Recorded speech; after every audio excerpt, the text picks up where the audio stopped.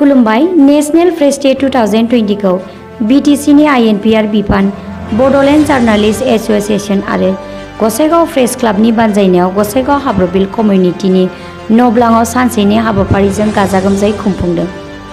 दिनै सानसेनि हाबाफारिजों खुंफुंजानाय हाबाफारियाव मोनबा जिल्लानि खौरांगिरिफोरखौ बाहागो लाफैनायखौ नुनो मोननाय जादों। लोगोसे बे हाबाफारिजों लोब्बा लाखिनानै बिजानि आफादगिरि बिथाङा खौरांगिरिफोरनि सिगाङाव मा बुंदों फै जों मिथिना लानि। আজি नेशनल प्रेस डे भारतबर्षर सकलो সাংবাদিক বন্ধুসকললৈ মই প্ৰথমে শুভেচ্ছা জনাইছোঁ।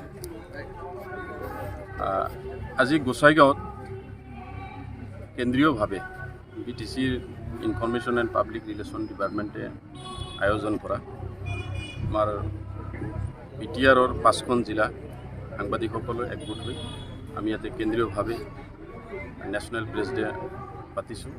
পতাকা উত্তোলন কৰা হ'ল আৰু কেন্দ্ৰীয়ভাৱে ৰাজ্যখনতো অসম চৰকাৰেও কেন্দ্ৰীয়ভাৱে গুৱাহাটীত আজি নেশ্যনেল প্ৰেছ ডে পাতি আছে।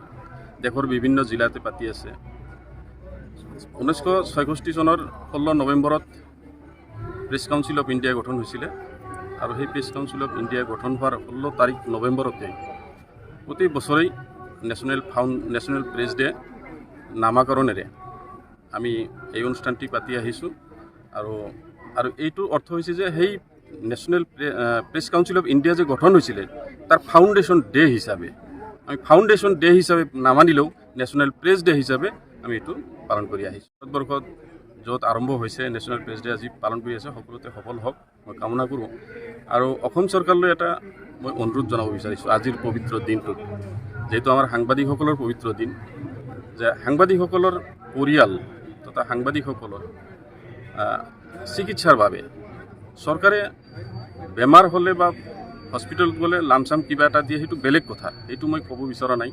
সাংবাদিকসকলৰ পৰিয়াল বা সাংবাদিকসকলৰ কাৰণে অসম চৰকাৰে যাতে এটা হেল্থ কাৰ্ড যদি বনাই দিলেহেঁতেন, ছাপ'জ আমাৰ প্ৰেছ কাৰ্ড আছে, ATM কাৰ্ড থাকে, যেনেকৈ পেন কাৰ্ড থাকে, ঠিক তেনেকৈ হেল্থ কাৰ্ড, যিটো কাৰ্ডৰ দ্বাৰাই অসমৰ য'তেই আমি হস্পিটেলত যাওঁ চিকিৎসা হওঁ যাতে এইটো ফ্ৰীভাৱে ট্ৰিটমেণ্ট কৰা যায়।